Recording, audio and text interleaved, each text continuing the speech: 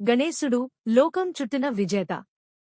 ఒకరోజు నారద మహర్షి పరమేశ్వరుడు పార్వతీదేవికి ఒక ప్రత్యేకమైన పండు ఇచ్చాడు.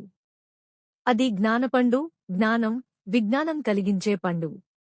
శివుడు ఈ పండును తన ఇద్దరు కుమారులు గణేశుడు మరియు కార్తికేయుడులో ఒకరికి ఇవ్వాలని నిర్ణయించాడు. కాని ఒకరికి మాత్రమే ఇవ్వాలి. అప్పుడు శివుడు ఇలా అన్నాడు, ఈ పండును పొందాలంటే మీరు ప్రపంచాన్ని 3 సార్లు చుట్టాలి. ఎవరు ముందు వచ్చారో వారికి ఇది. కార్తికేయుడు వెంటనే తన మయూరవాహనంపై ప్రపంచం చుట్టేందుకు బయల్దేరాడు. గణేశుడు మాత్రం తన చిన్న మూషిక వాహనంపై ఉండగా కొంచెం ఆలోచించాడు. ఆ తర్వాత తల్లిదండ్రుల చుట్టూ 3 సార్లు నడిచాడు.